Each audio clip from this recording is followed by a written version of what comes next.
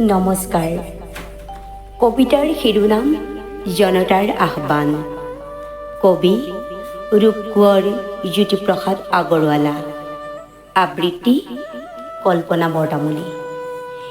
জনতাৰ আহ্বান। হে মোৰ আলোক পূজাৰী প্ৰাণ, আজি সুন্দৰৰ পূজা থাপনাত যাচিবি কিহেৰে ষোড়শ উপচাৰ। গাবি কি ৰাগ, কি সুৰেৰেনো পুৱা সন্ধিয়াৰ গান। আজি পৃথিৱীৰ আকাশে আকাশে জনতাৰ আহ্বান। আজি জনতাৰ পংকজ ৰূপ জাগে পদুমৰ দৰে।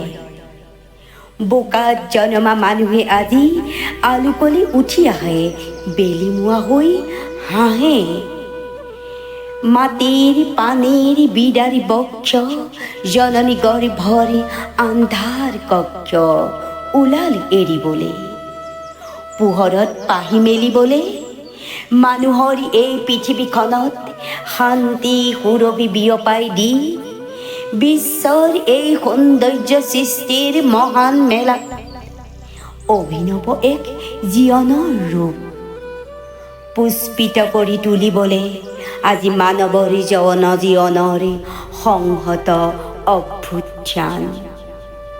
দুৰ্নিবাৰ ভূমিকম্প উল্লাসে বিকশিত হৈ আহিছে সেই জীৱনৰ মহাপ্ৰবাহে প্ৰবাহে জনতাৰ মহাপ্ৰাণ।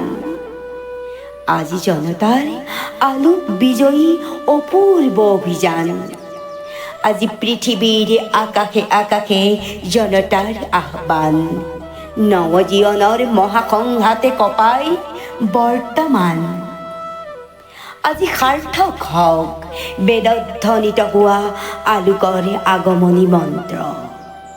প্ৰবুদ্ধ জনতা যায়, জয় জনতন্ত্ৰ, জয় স্বতন্ত্ৰ, জয় স্বতন্ত্ৰ।